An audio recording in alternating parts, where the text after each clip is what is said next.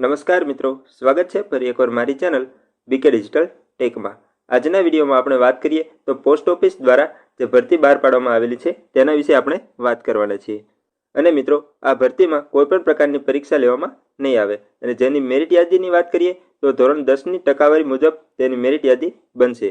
અને મિત્રો, આ વિડીયોમાં આપણે ફોર્મ ભરવાની તારીખ, ફોર્મ ભરવા માટે જરૂરી ડોક્યુમેન્ટ્સ, તમારું પગાર ધોરણ, વયમર્યાદા અને ચલણ કોને અને કેટલું ભરવાનું રહે છે તેના વિશે આપણે સંપૂર્ણ માહિતી મેળવવાના છીએ। તો વિડીયોને અંત સુધી જોવા વિનંતી। સૌપ્રથમ આપણે અમુક અગત્યની માહિતી વિશે વાત કરી લઈએ તો સૌપ્રથમ ભરતીનો પ્રકાર મિત્રો ઓલ ઇન્ડિયા છે, એટલે કે તમામ રાજ્યો માટે અલગ અલગ ભરતી બહાર પાડવામાં આવેલી છે। ત્યારબાદ આ ફોર્મ મહિલા અને પુરુષ એમ બંને ઉમેદવાર ભરી શકે છે અને પરીક્ષાનો પ્રકારની વાત કરીએ તો મેરિટ આધારિત સિલેક્શન થવાનું રહે છે। હવે મિત્રો, આપણે પોસ્ટ વિશે વાત કરી લઈએ તો કઈ પોસ્ટ માટે ભરતી બહાર પાડવામાં આવેલી છે તેના વિશે આપણે વાત કરીએ તો સૌપ્રથમ બ્રાન્ચ પોસ્ટ માસ્ટર એટલે કે બીપીએમ, ત્યારબાદ પોસ્ટમેન એટલે કે ગ્રામીણ ડાક સેવક જીડીએસ અને ત્રીજી આસિસ્ટન્ટ બ્રાન્ચ પોસ્ટ માસ્ટર એટલે કે એબીપીએમ। આવી રીતે કુલ 3 પોસ્ટ માટે અલગ અલગ ભરતી બહાર પાડવામાં આવેલી છે। ત્યારબાદ અગત્યની તારીખો વિશેની વાત કરી લઈએ તો ફોર્મ શરૂ થવાની તારીખની વાત કરીએ તો 31/1/2026 એટલે કે આજના દિવસથી ફોર્મ ભરવાના ચાલુ થઈ ગયેલા છે। ત્યારબાદ છેલ્લી તારીખની વાત કરીએ તો 14/2/2026 એટલે કે 14 ફેબ્રુઆરી 2026 સુધીમાં તમે ઓનલાઈન અરજી કરી શકો છો। ત્યારબાદ ફી ભરવા માટેની છેલ્લી તારીખની વાત કરીએ તો 16/2/2026 એટલે કે 16 ફેબ્રુઆરી 2026 સુધીમાં તમારે ચલણ ભરી દેવાનું રહે છે।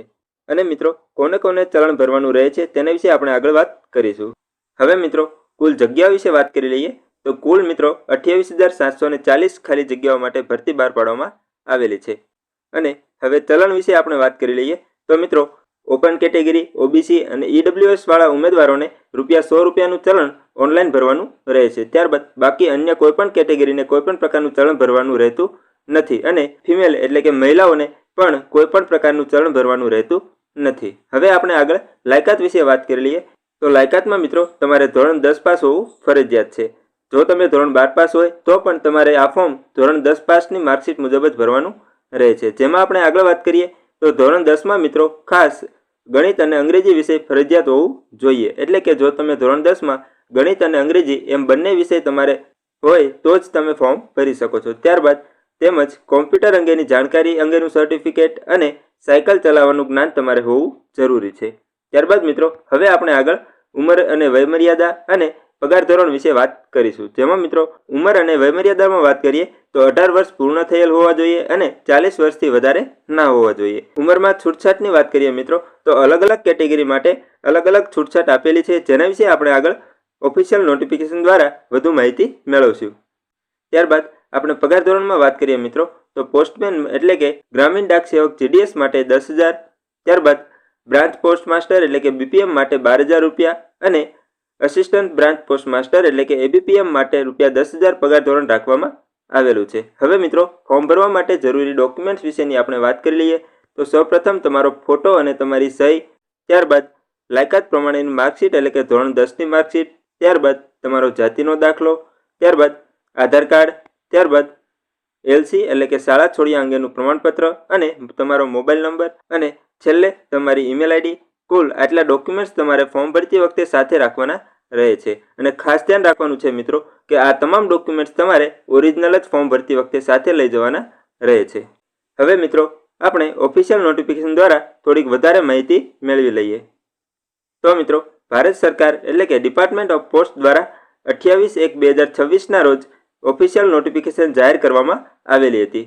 જેમાં મિત્રો આપણે વાત કરીએ તો subject GDS online engagement schedule 1 January 2026 descriptive notification and engagement schedule. જેમાં મિત્રો આપણે આગળ વાત કરીએ તો સૌપ્રથમ મિત્રો અહીંયા આપણે રજિસ્ટ્રેશન, ઓનલાઈન એપ્લિકેશન અને એડિટિંગ કરેક્શન વિન્ડો વિશેની વાત કરી લઈએ। જેમાં મિત્રો અહીંયા ફોર્મ ભરતી વખતે આપણે ખાસ ધ્યાન રાખવાનું છે કે only one registration is permitted for candidate for submission of the online application, એટલે કે કોઈપણ ઉમેદવાર ફક્ત એક જ વખત રજિસ્ટ્રેશન કરી શકે છે અને મલ્ટીપલ ઓર duplicate registration applications R strictly prohibited, એટલે કે એકથી વધારે અને ડુપ્લિકેટ રજિસ્ટ્રેશન કરવાની મનાઈ કરવામાં આવેલી છે। હવે મિત્રો આપણે આગળ વાત કરીએ તો અહીંયા જે વન ટાઈમ રજિસ્ટ્રેશનની તારીખ એટલે કે ફોર્મ ભરવાની તારીખ જે આપણે આગળ વાત કરી હતી તે મુજબની અહીંયા તારીખ આપેલી છે। ત્યારબાદ મિત્રો જો તમારે ફોર્મ ભરવામાં કોઈ પણ પ્રકારની ભૂલ રહેતી હોય તો તમે તેમાં કરેક્શન કરી શકો છો, જેના માટે મિત્રો 18 ફેબ્રુઆરી 2026 થી લઈને 19 ફેબ્રુઆરી 2026 એટલે કે 2 દિવસનો તમને સમય આપવામાં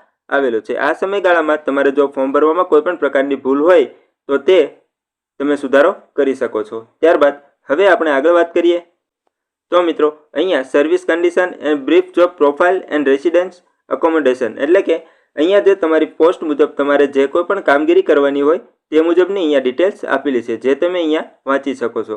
અને આ પીડીએફની લિંક હું વિડીયોના ડિસ્ક્રિપ્શનમાં આપી દઈશ, જ્યાંથી તમે આ નોટિફિકેશન ડાઉનલોડ કરીને વધુ માહિતી મેળવી શકો છો।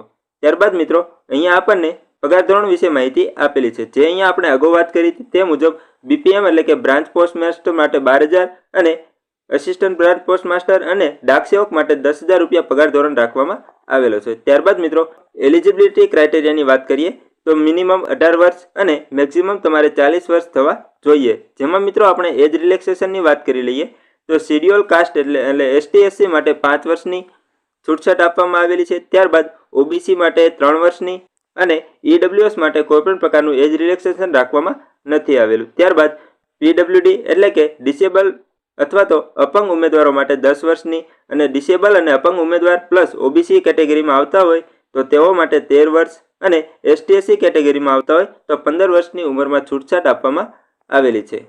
ત્યારબાદ મિત્રો એજ્યુકેશન ક્વોલિફિકેશનની વાત કરીએ મિત્રો તો અહીંયા આપણને જે ડિટેલ્સ આપેલી છે તે મુજબ educational qualification for engagement of GDS in secondary school examination SSC pass certificate of 10th standard with passing marks in mathematics and English conducted by any recognised board of school education by the government of India, state government, union territory in India એટલે કે તમારે ધોરણ 10 pass હોવું જરૂરી છે, જેમાં મિત્રો mathematics અને ઇંગ્લિશમાં પાસિંગ માર્ક્સ હોવા ફરજિયાત છે। ત્યારબાદ બીજો જે પોઈન્ટ આપેલો છે તે મુજબ મિત્રો કે the applicant should have study the local language at least up to 10th standard from the recognised board.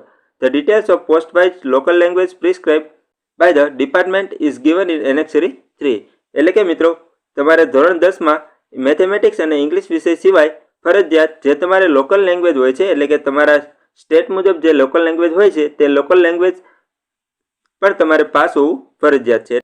એટલે કે આપણે ગુજરાત રાજ્યના ઉમેદવારો માટે તમારે ધોરણ 10માં ગુજરાતી વિષય પણ હોવો ફરજિયાત છે। તો મિત્રો જો તમે વધુ માહિતી મેળવવા માંગતા હોય તો તમે કમેન્ટ્સ જરૂરથી કરી શકો છો, અમે તમને રિપ્લાય જરૂરથી આપીશું અને આ પીડીએફની લિંક હું વિડીયોના ડિસ્ક્રિપ્શનમાં આપી દઈશ, જ્યાંથી તમે ડાઉનલોડ કરી શકો છો। તો મિત્રો જો તમને વિડીયો પસંદ આવ્યો હોય તો અમારી ચેનલને સબસ્ક્રાઇબ જરૂરથી કરી લેજો। અમારી ચેનલ ઉપર મિત્રો તમામ પ્રકારની સરકારી ભરતીઓ હોય, ખાનગી કંપનીઓની ભરતીઓ હોય અથવા તો ખેડૂતોને લગતી તમામ યોજનાઓ વિશે વિડીયો દ્વારા વિસ્તારપૂર્વક માહિતી આપવામાં આવે છે। તો મિત્રો આવી જ ભરતીઓ અને યોજનાઓની સાચી અને સચોટ માહિતી વિડીયો દ્વારા મેળવવા માટે અમારી ચેનલને સબસ્ક્રાઇબ કરીને બેલ આઇકન ઉપર ક્લિક કરી લેજો, જેથી કરીને અમારા દ્વારા અપલોડ કરવામાં આવતી તમામ માહિતીઓ આપ સુધી સૌપ્રથમ મળતી રહે। ધન્યવાદ મિત્રો।